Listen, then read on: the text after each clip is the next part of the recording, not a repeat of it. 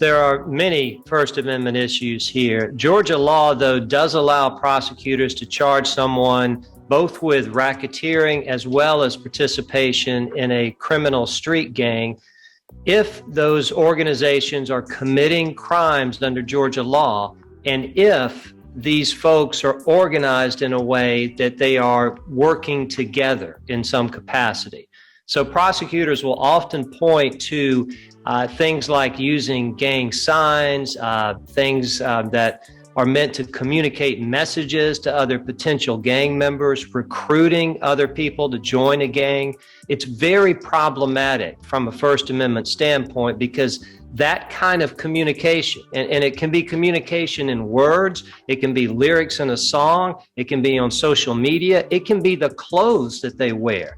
That is all protected under the First Amendment. So I've not seen a successful challenge to these Georgia laws that allow that kind of evidence to be used as evidence of a crime in a criminal trial, but I do think that's going to be problematic for the state. Start out with the basics. RICO stands for Racketeer Influenced and Corrupt Organizations. It started out as a federal law that was targeting the mafia.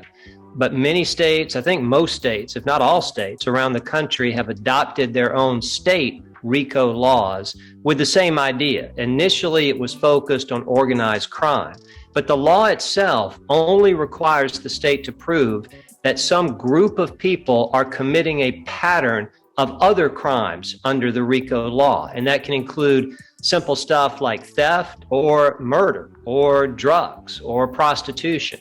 As long as you can show a pattern of 2 or more crimes committed by this group of people that are organized together, you have a potential RICO case. The penalties, mandatory minimum of 5 years in prison, up to 20 years in prison for the RICO charge alone. And then, of course, there are these other charges that are out there. I think specifically with Young Thug, he's looking at the RICO charge, a conspiracy to commit RICO charge, as well as participation in a criminal street gang. Same kind of punishment for that offense, 5 years up to 20 years. This is a very aggressive move by Fulton County prosecutors. I know that they have been trying to develop an incentive, an initiative to go after street gangs, both in the Atlanta area and beyond. But I think here they may have gone a step too far because they're charging these individuals with criminal activity, crimes under Georgia law, which really may be limited to just things they've said, either on social media or in song lyrics. And ultimately, I think that's going to be a problem.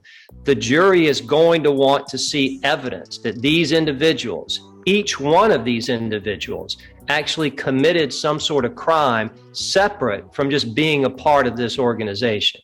So you can be tied up with other folks. You can be a member of a gang and still not be held criminally responsible for what some other gang member may do unless you're aware that that's going on. So I think that's going to be kind of hard to prove in this case. They've got to show intent and they have to show knowledge. It's not just being a part of a group. It's got to be more than that.